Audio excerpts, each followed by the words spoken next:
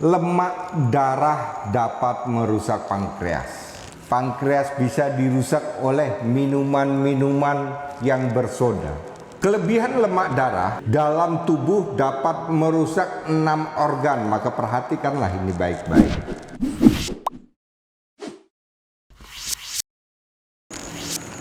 Halo fans Sabila, kita ketemu lagi. Dunia herbal memang sekarang lagi banyak dibicarakan orang. Tentunya kita akan mengenal lebih banyak tentang tumbuh-tumbuhan. Tumbuhan apa yang bisa disajikan untuk diracik menjadi obat? Ada tumbuhan sebagai hiasan. Ada tumbuhan sebagai obat. Dan ada tumbuhan yang produktif yang bisa menghasilkan uang. Contoh, kelapa, buah-buahan. Ternyata tumbuh-tumbuhan ini sangat dekat dengan manusia. Tanpa tumbuh-tumbuhan, manusia mungkin wajah sudah berkerut. Kenapa? Setiap manusia kurang zat hijau daun, kulit mudah berkerut. Usia muda tapi kelihatan tua. Maka bagi mereka yang dekat dan senang dengan tumbuh-tumbuhan, wajar mereka awet muda. Pembicaraan kita sekarang akan mengenal lemak darah dapat merusak pankreas. Selama ini kita hanya tahu pankreas itu dari gula. Betul, pankreas itu dia bertugas untuk membuat insulin. Hormon-hormon insulin yang diproduksi oleh pankreas kemudian diedarkan ke seluruh metabolisme yang dibutuhkan oleh otot, jantung, ginjal, mata, rambut, kulit, stamina. Sehingga kesimpulan itu orang menjadi kekuatan. Itulah yang disebut gula dirubah menjadi energi. Tetapi kerusakan pankreas bukan saja disebabkan oleh kelebihan gula, tapi bisa juga kelebihan dari kolesterol atau lemak darah. Kesempatan inilah kita akan belajar. Ternyata menghindari banyak gula tapi mengkonsumsi banyak makanan yang berlemak. Begitu pankreas ini rusak, karena pankreas tidak dapat lagi memproduksi gula akibat tertutup lemak darah, akhirnya pankreas menjadi bermasalah. Siapa bilang pankreas harus dirusak oleh kelebihan gula? Tidak. Pankreas bisa dirusak oleh minuman-minuman yang bersoda. Pankreas bisa dirusak hobi makan kecut-kecutan. Pankreas bisa dirusak oleh tumpukan lemak di dalam darah. Memang kita bukan gen keturunan diabetes, tapi hobi kita adalah makanan yang berlemak. Akhirnya lemak tinggi, pankreas rusak, gula ikut meningkat. Terjadilah penderita diabetes. Kalau kita lacak, kita pertanyakan kepada penderita, apakah orang tua Anda menderita diabetes? Jawabnya tidak. Apakah nenek juga menderita diabetes? Tidak. Ibu? Tidak. Satu keluarga siapa yang kena diabetes? Hanya saya. Pertanyaan itu menyimpulkan bahwa si penderita diabetes karena pola makan. Paham ya saudaraku? Kelebihan lemak darah dalam tubuh dapat merusak 6 organ, maka perhatikanlah ini baik-baik. Organ yang pertama, hati. Kita tahu hati tempat menyimpan nutrisi. Ada lemak, ada protein, ada HB. Tubuh membutuhkan, terbukalah katup pada hati untuk melepaskan nutrisi yang diputarkan oleh darah, dipompa oleh jantung. Itu dari hati. Kerusakan fungsi hati karena pintu atau katup hati tertutup oleh lemak, maka hati tidak berfungsi. Terjadilah pembengkakan seluruh badan, dari pipi, tangan, perut, juga kaki. Masalah lemak ini. Yang kedua, kelebihan lemak di dalam darah dapat merusak pankreas. Pankreas tidak bisa memproduksi lagi karena otot pankreas, saraf pankreas dirusak tingginya lemak darah. Sehingga pankreas tidak mampu lagi memproduksi hormon insulin. Berlebihlah gula di dalam darah meningkat. Kerusakan fungsi pankreas. Yang ketiga, kerusakan limpa. Lemak tinggi di dalam darah, limpa rusak.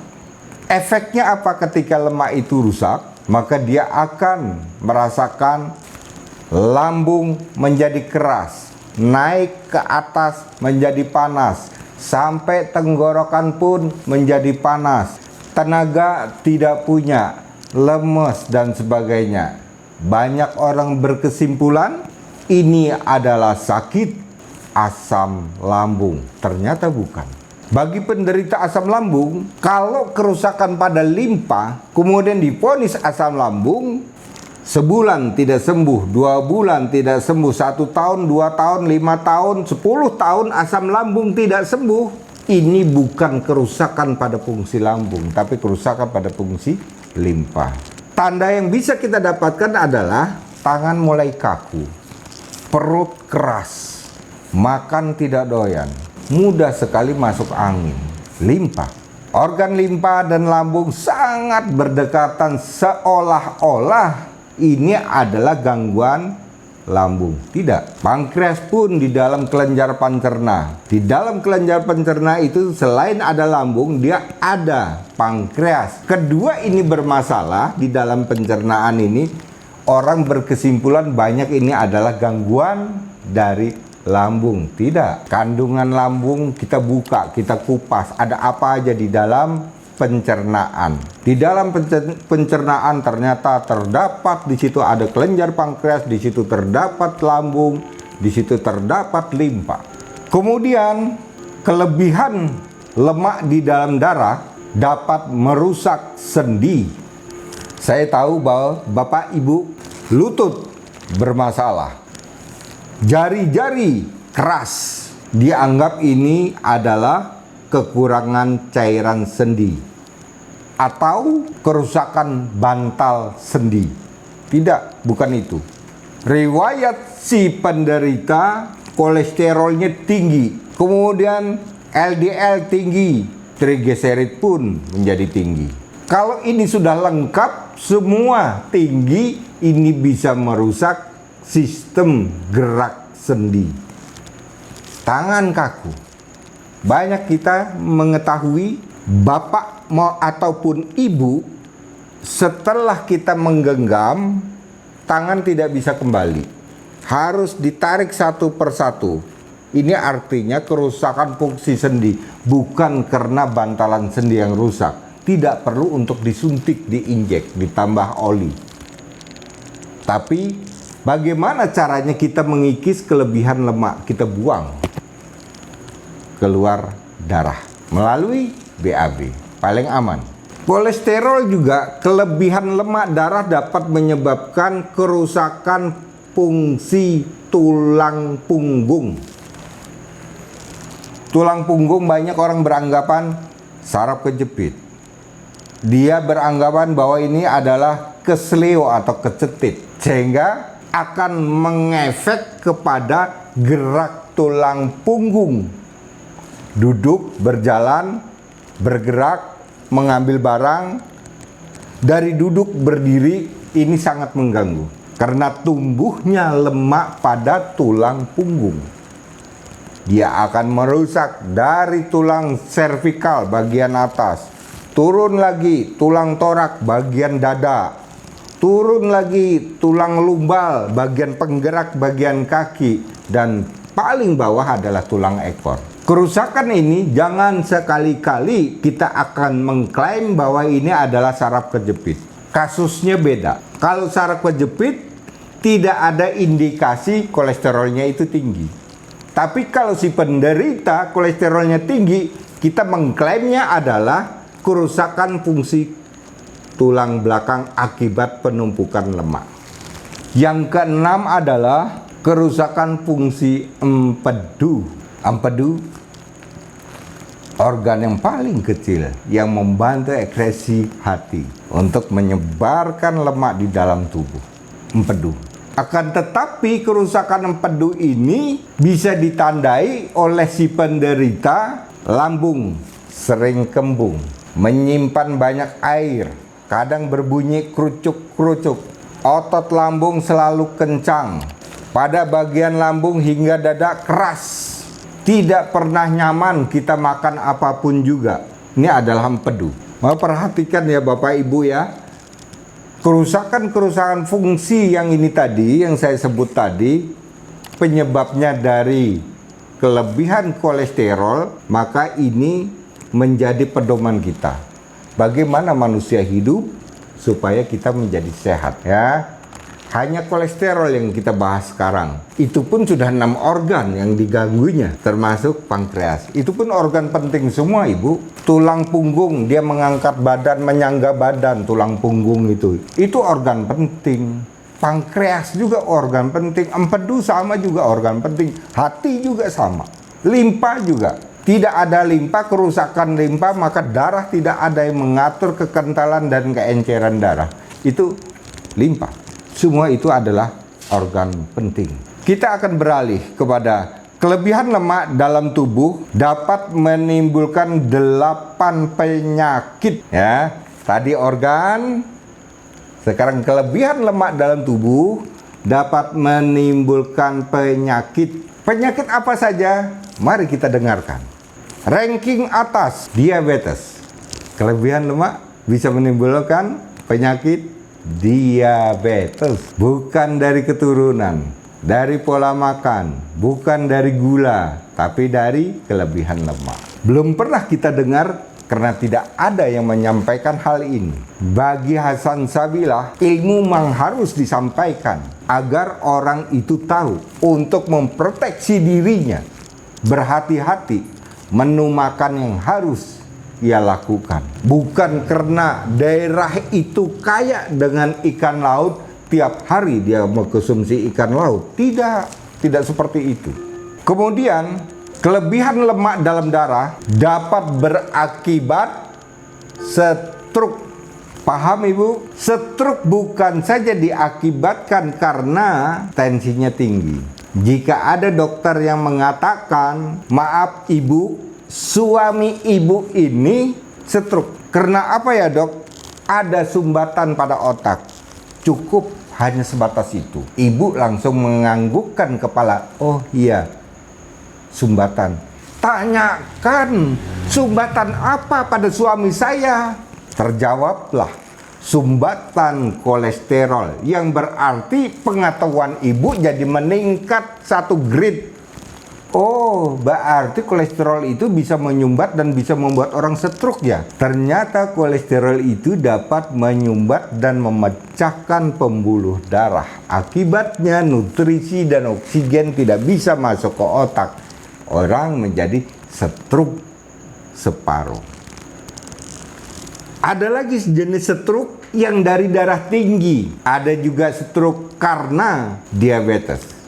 Untuk menangani jenis-jenis stroke tersebut, paling mudah adalah stroke dari sumbatan kolesterol. Menghancurkan, membuang sumbatan, kurangi kolesterol di dalam tubuh, buang lewat BAB, maka manusia tersebut bisa berjalan kembali. Paling mudah.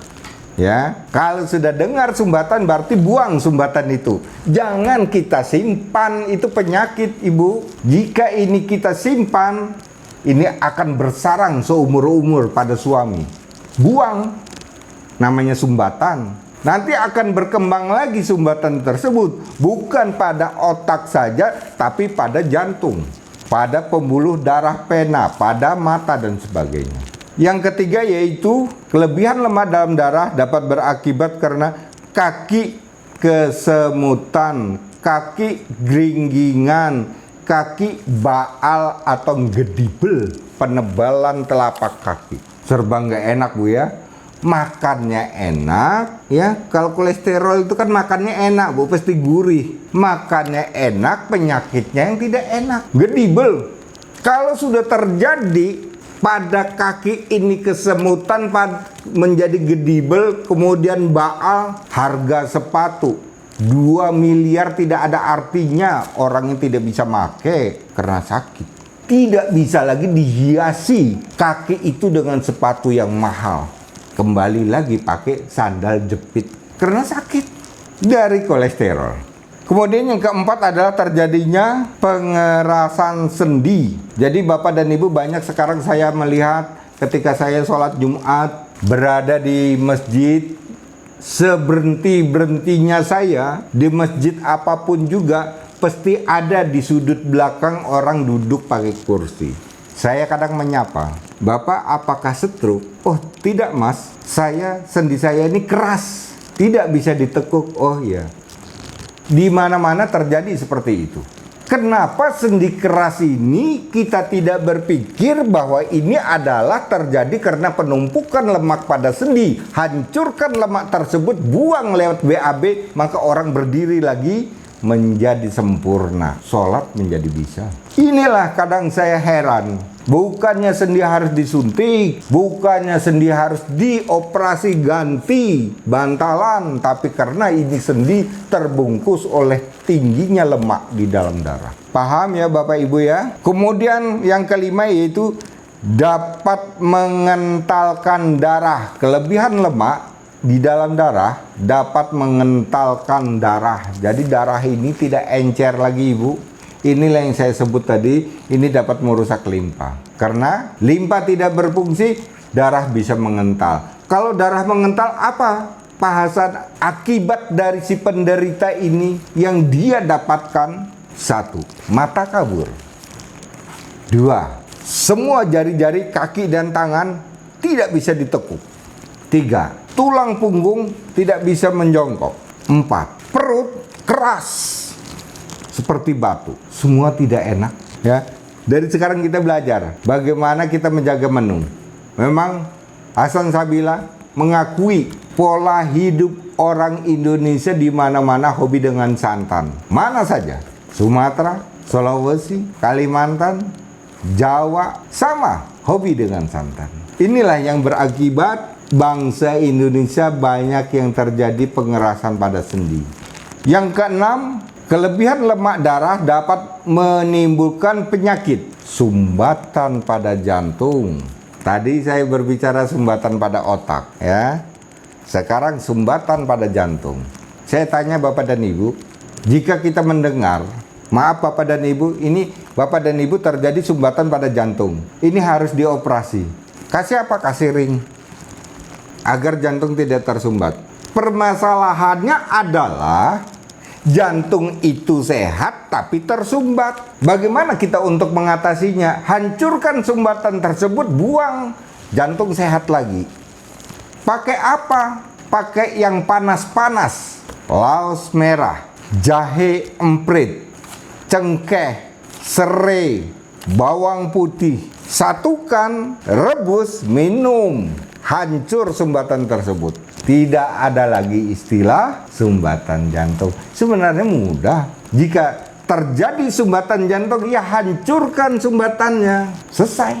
Itulah cara-cara saya menangani pasien. Sumbatan jantung, hancurkan sumbatan, selesai. Tidak butuh lama. 1 bulan, 1,5 bulan, selesai. Sehat kembali. Setelah itu kita menjaga pola makan. Yang ketujuh yaitu adalah terjadinya kebutaan mata akibat lemak masuk pada kornea mata sehingga mata kekeringan cairan lacrimalis, cairan yang dibutuhkan oleh mata untuk menghalau atau menghadang sinar matahari, sinar lampu, ada debu, kemudian juga ada binatang-binatang kecil.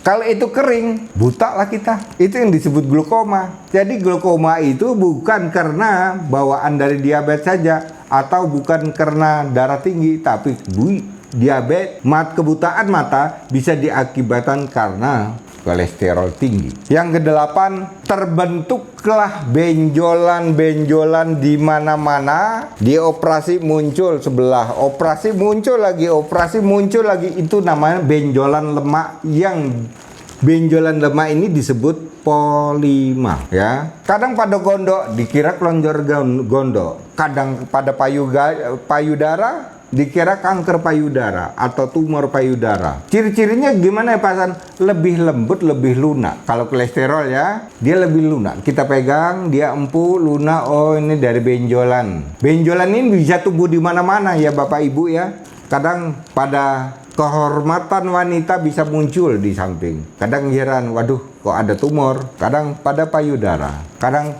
pada kelenjar gondok, telinga, di samping telinga muncul benjolan, ternyata polima, bukan kelenjar. Dengan syarat untuk mengetahui itu dan menyimpulkan penyakit ini, seseorang memiliki kolesterol tinggi dan itu sudah lama dialami. Tumbuhlah benjolan-benjolan. Kadang di tangan bisa ada 4-5 benjolan yang muncul. Kadang berpikir, wah ini asam urat. Obatnya asam urat tidak sembuh. Dioperasi keluar lagi. Karena apa? Karena itu adalah benjolan lemak yang harusnya berputar di dalam darah. Dioperasi hilang. Lemak berputar muncul lagi. Dari mana ini? Kerusakan pada empedu. Perbaiki empedu, maka benjolan ini pun bisa sempurna. Tidak akan muncul kembali. Kita lanjutkan Ibu. Tanda-tanda yang dirasakan oleh penderita kelebihan lemak ada 9. 1. Batang leher menjadi kaku. 2. Otot paha berat dan kaku untuk berjalan. Ya, jangan harap ini gangguan dari saraf kejepit, tidak, karena kelebihan lemak. 3. Daging mengeras. Tangan keras sekali. Paha keras sekali. Pada pundak keras sekali. Daging mengeras karena di atas daging tertutup oleh lemak. Kemudian mata berwarna kekuning-kuningan seperti mentega, ya. Mata, kornea mata ada putih, ada hitam. Yang putih berubah menjadi kekuning-kuningan. Perhatikan ya Bapak Ibu, kita bisa melihat di kaca. Saya pun kadang melihat begitu Ibu. Oh, kok mata saya agak kuning nih, berarti kolesterol saya tinggi. Kita buktikan dengan lab, kemudian benar, trigliserid tinggi. Hancurkan trigliserid, turun sendiri. Buang melalui BAB. Selesai. Mengamankan organ-organ yang 6 tadi Ibu. Ya. Kemudian membuat jadi kita sulit tidur. Jadi saya mohon kepada Bapak dan Ibu, kalau memang ini kita kesulitan tidur, bukan berarti kita harus minum obat tidur Ibu ya. Ini karena karena sumbatan dari kolesterol ini yang tidak bisa menerima edaran nutrisi dan oksigen. Pada batang leher menjadi kencang, pada batang leher menjadi panas. Ini yang membuat orang menjadi sulit untuk tidur. Yang keenam yaitu sakit sendi dan kaku. Yang ketujuh, mata mulai kabur. Warna kuning, kemudian mata mulai kabur. Bukan mata kabur ini karena penyakit diabetes, karena katarak, tidak. Bisa dari kolesterol. Kita bisa melihat. Kadang saya ketemu dengan pasien-pasien saya di jalan, saya sering mengingatkan Bapak dan Ibu. Saya sering menatap matanya, Ibu, Bapak, kolesterol Bapak ini tinggi. Coba besok Bapak cek ya. Kalau memang itu benar, segera dibuang karena akan membahayakan mata Bapak. Sudah mata mulai kuning itu sudah kelihatan Ibu. Kita melihat saja itu udah nampak ya. Kemudian sendi lengan pada belikat, kaku, sulit digerakkan. Sendi belikat ini sendi pada bahu Bu. Pada wanita biasanya dia akan mengucir atau mengikat rambut. Ini sulit sekali. Akan menggaruk bagian belakang sulit sekali. Karena sendi belikat tertutup lemak. Ya, ini tanda-tandanya. Kemudian yang terakhir adalah sering mengeluarkan keringat dingin. Ya, sering berkeringat dingin. Kenapa bisa keluar keringat dingin ya Pak Hasan? Karena pori-pori sudah tidak bisa bernapas. Pori-pori sudah tertutup oleh lemak dan dia tidak bisa menghirup oksigen dari udara. CO2 tidak bisa masuk. Dia tidak bisa juga keluar yang sudah di dalam ini. Yang hasil-hasil pembakaran metabolisme, sampah-sampah yang sudah berbentuk sampah di dalam metabolisme, di dalam tubuh ini, harusnya melalui pori-pori keluar. Itu yang disebut CO2 atau zat racun. Ini harusnya keluar. Ini tidak bisa keluar.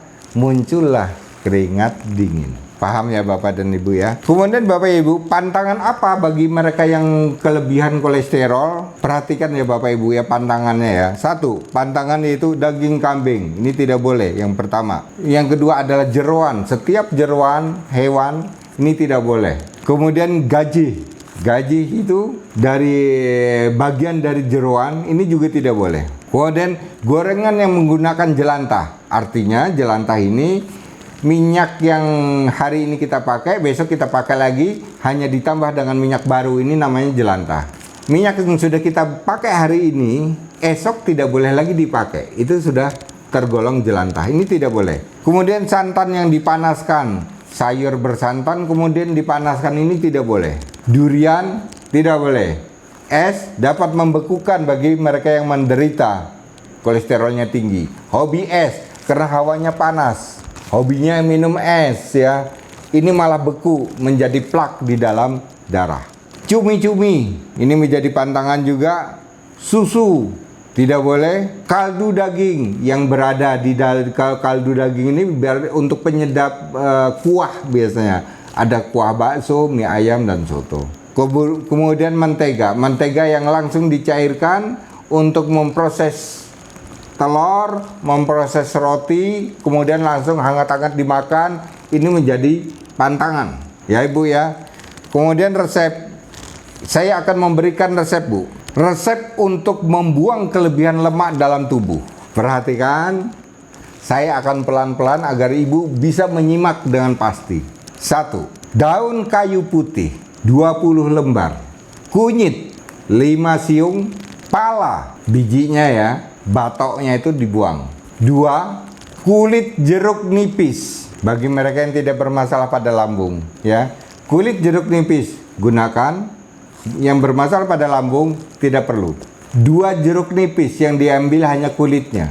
Lidah buaya 1 ukuran kecil kurang lebih 15 cm. Ambil dalamnya, dikeruk, direbus. Lidah buaya ini difungsikan untuk dia akan mengikat lemak, kemudian dibawa melalui BAB bersama kunyit. Maka lidah buaya dan kunyit ini harus ada resepnya di dalamnya ini. Dia akan mengikat lemak, buang lewat BAB. Jadi ginjal aman Ibu. Kemudian yang terakhir adalah puyang. Puyang ambil satu ruas kurang lebih ukuran sekitar 7 cm.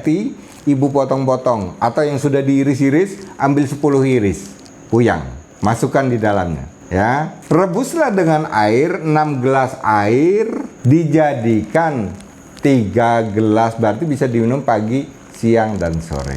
Selesai kan Bu? Semua penyakit yang saya sebutkan tadi akibat dari kolesterol aman. Ibu tidak punya diabetes ya. Ibu tidak akan stroke, Ibu tidak akan buta. Ibu tidak akan kerusakan pada hati, Ibu tidak akan kerusakan pada limpa. Aman. Hidup sehat bersama alam. Ikuti terus pokoknya bersama Hasan Sabilah. Klik di bawah ini. Ingin konsultasi, ingin pesan produknya, produk ini kita kemas. Yang satu, penghancur lemak bernama Arda. Pengikat lemak bernama Planatur. 2 ini kita gandengkan. Tinggal klik di bawah ini, kita ada nomor delivery, tinggal kita kirim. Baik Ibu, kita akan ketemu di season berikutnya. Dari saya Hasan Sabilah, salam sehat alami. Terima kasih.